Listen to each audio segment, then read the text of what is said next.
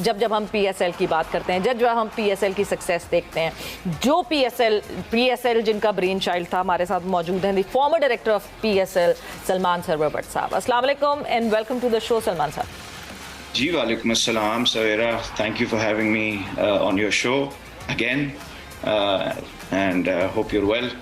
जी सलमान साहब, बिल्कुल खैरियत से, आई होप आप भी बिल्कुल खैरियत से हैं।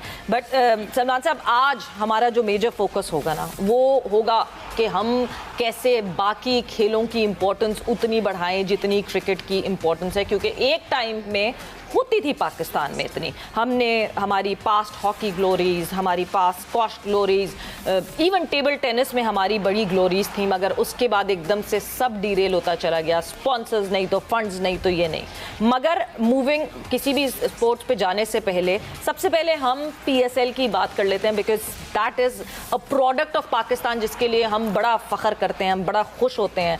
बट आपको लगता है कि पाकिस्तान सुपर लीग अपने पूरे पोटेंशियल पर पहुंच चुकी है या अभी भी बहुत मार्जिन है? वेरी गुड क्वेश्चन सवेरा। मैंने बार बार ये कहा है कि पाकिस्तान सुपर लीग अपनी पोटेंशियल पे आधी पहुंची है और आधी नहीं पहुंची है।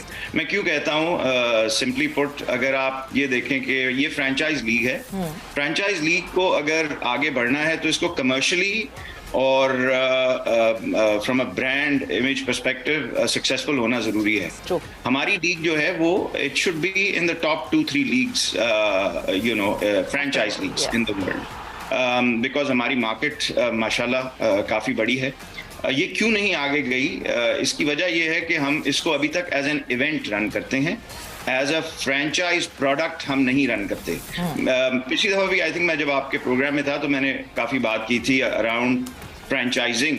ये प्रोडक्ट जो है, ये फ्रेंचाइजिंग जो है इसका बैकबोन है जी। और इसका मतलब ये होता है कि एक फ्रेंचाइज है, उसके फॉलोअर्स हैं, उनके फॉलोअर्स को इवेंचुअली उनके फैंस को आप एक फ्रेंचाइज मोनेटाइज करती है।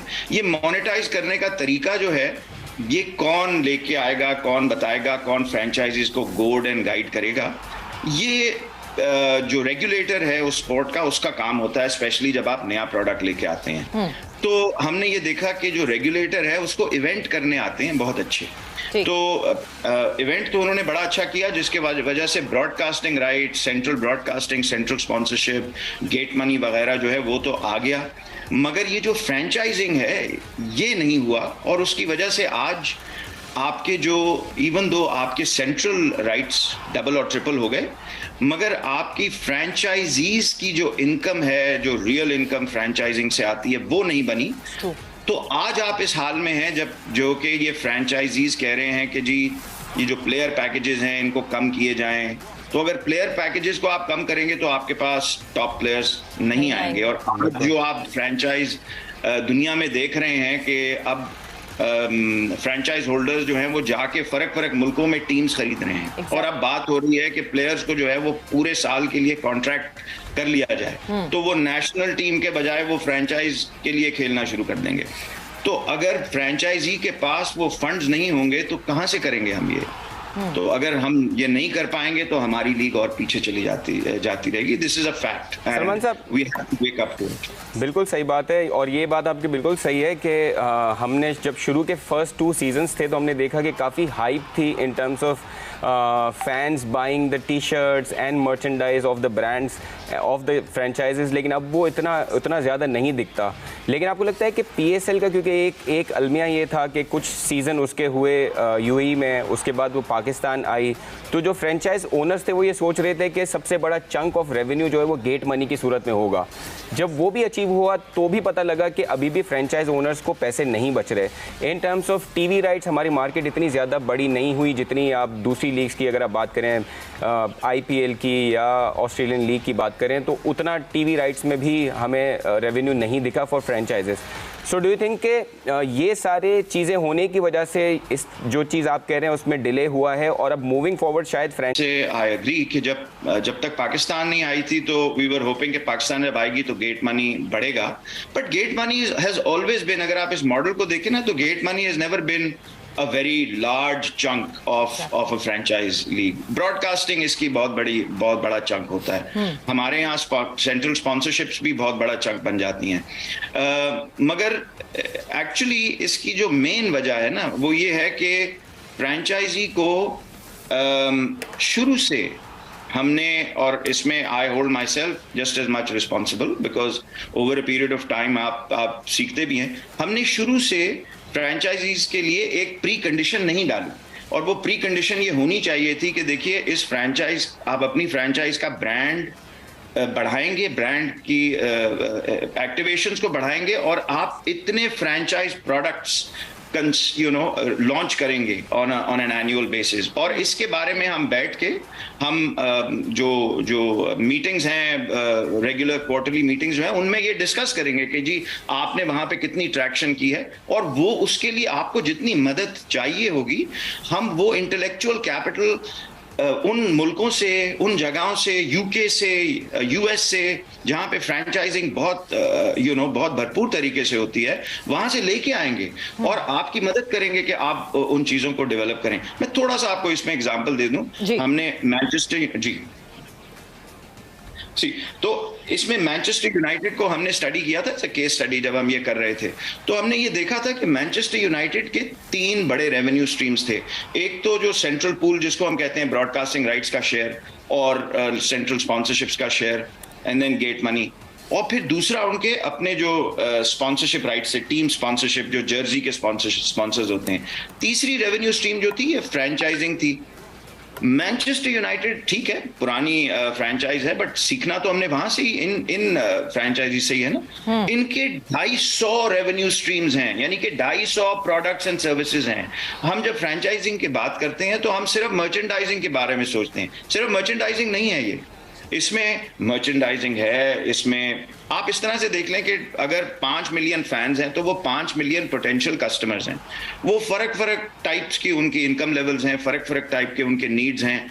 आप फिर ये कस्टमर्स को लेके जाते हैं, असेस करते हैं और लेके जाते हैं फर्क सर्विस प्रोवाइडर्स को, फाइनेंशियल इंडस्ट्री के पास जाते हैं, फूड एंड बेवरेज के पास जाते हैं, मर्चेंडाइज के पास जाते हैं. इस तरह और बहुत सी फ्रेंचाइजेज हैं जिनके प्रोडक्ट्स एंड सर्विस, उनके साथ जाके आप को ब्रांड को ऑप्ट करते हैं, प्रोडक्ट्स लेके आते हैं फिर आप मार्केट में, जो कि आपके ये जो फॉलोअर्स हैं वो उनको खरीदते हैं. तो फिर आप अपनी फ्रेंचाइज फॉलोइंग को मोनेटाइज करते हैं. ये 250 रेवेन्यू स्ट्रीम्स इन्होंने, मैनचेस्टर यूनाइटेड ने इस तरह की क्रिएट की हुई हैं और वो उनका 50% से ज्यादा जो है वो रेवेन्यू स्ट्रीम बनता है. दूसरी चीज ये है कि जब आप इनको क्रिएट करते हैं आपका ब्रांड विजिबल रहता है सारा साल. जब आपका ब्रांड विजिबल रहता है तो आपको स्पॉन्सरशिप मिलती है, जर्सी स्पॉन्सरशिप, उसकी वैल्यूज ऊपर जानी शुरू हो जाती हैं. ब्रॉडकास्टिंग, सेंट्रल ब्रॉडकास्टिंग वैल्यूज ऊपर जानी शुरू हो जाती हैं, बिकॉज वो देखते हैं कि वो ऐसे ब्रांड को स्पॉन्सर कर रहे हैं जो कि is alive, eyeballs are there throughout the year.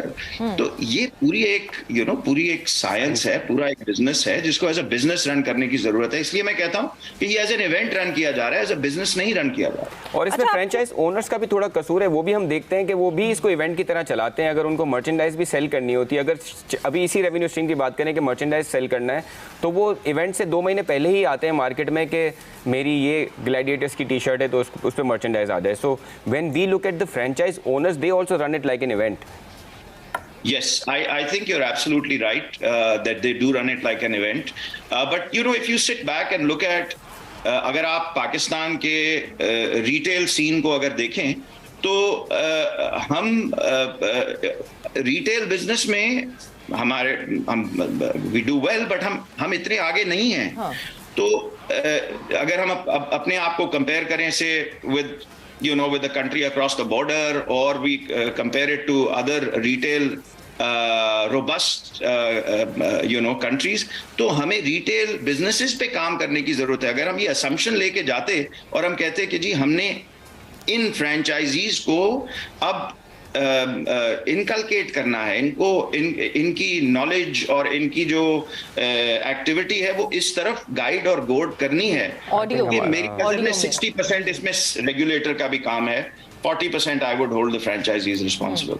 But Salman साहब देखें, और भी तो और इश्यूज भी तो हैं जब यही बात जो है हम फ्रेंचाइजीज से करते हैं। मर्चेंडाइजिंग की अगर हम एग्जांपल लेते हैं, सो उनको भी इसीलिए सबसे बड़ा मसला होता है बिकॉज हमारे यहाँ लॉ स्ट्रॉन्ग नहीं है, काउंटरफीटिंग का लॉ जो है वो कोई स्ट्रॉन्ग नहीं है। वो एक अच्छी जाहिर सी बात है, पेशावर ज़ल्मी हो गई, कोयटा ग्लैडिएटर हो गई, they want a good product, एक अच्छी सी वो अपनी मर्चेंडाइज निकालना चाहते हैं, मे बी एक अच्छी किट निकालना चाहते हैं, एक अच्छी जर्सी, एक अच्छी जैकेट, एक अच्छा जंपर इंट्रोड्यूस करना चाहते हैं, बट उसकी प्राइस के मुकाबले में वो दुकान में कहीं किसी बाजार में जो है वो उसकी आधी से कम प्राइस की मिल जाती है, तो उनकी ये मर्चेंडाइज सारी ज़ाया हो जाती है। तो उनका एक पॉइंट ऑफ व्यू ये है कि इस लॉ, क्योंकि ये लॉ स्ट्रॉन्ग नहीं है, इसकी वजह से वो सफ़र करते हैं, इसलिए मर्चेंडाइज पे वो ज़्यादा इन्वेस्ट करना बिलीव नहीं करते उस पर। देखिए सवेरा, आप ब्रांड्स देखती हैं पाकिस्तान में, क्लोथिंग ब्रांड्स, बिल्कुल राइट? तो वो क्लोथिंग ब्रांड्स की आपकी नज़र में काउंटरफिट्स नहीं बनती हैं? बिल्कुल बनती है। मगर वो क्लोथिंग ब्रांड सक्सीड करते हैं? करते हैं, बिल्कुल करते हैं। क्यों करते हैं? मे बी क्योंकि जिसने जो महंगा, जिसने जो ओरिजिनल लेना है वो ओरिजिनल लेगा, जिसने नहीं ओरिजिनल लेना वो जाली ले लेगा। Absolutely. So you have to identify your target market and go after that target market with the product and service. But then the cricket market that we have, those are masses. वो तो वो ticket खरीद के और वो इतना खर्चा कर लें, वही बहुत बड़ी बात है। Yes, I agree. And you know, तो आप कुछ काउंटरफीट एलोकेट करते हैं कि आपको काउंटरफीट आपका बिकेगा, एक मैसेज भी हैं, बट आपकी जो क्रिकेट की फॉलोइंग है वो सिर्फ मैसेज, ऑब्वियसली नंबर्स में ज्यादा हैं, बट वो सिर्फ मैसेज नहीं है, वो पूरा एक पिरामिड है, ऊपर से लेके नीचे तक। अमीर से अमीर आदमी और इंसान और जो इतना वेल्दी नहीं है वो सब फॉलो करते हैं। तो you have to account for that, but उसकी वजह से आप रुक जाएं और कहें कि जी ये काउंटरफीट लॉ आ जाए, तो काउंटरफीट लॉ अगर पाकिस्तान में आ भी जाएगा तो it's not going to stop, you know, it's not going to stop people from making counterfeits in Pakistan, because हमारे वहाँ इम्प्लीमेंटेशन जो है हमारे यहाँ उसका भी प्रॉब्लम है। बट मेरी नजर में, यू नो, ये मर्चेंडाइज है ना, ये तो सिर्फ एक रेवेन्यू स्ट्रीम है, राइट? अब आप फाइनेंशियल इंडस्ट्री देख लें, फूड एंड बेवरेज देख लें, मैं इस तरह की 10 और आपको चीजें निकाल के दिखा सकता हूँ।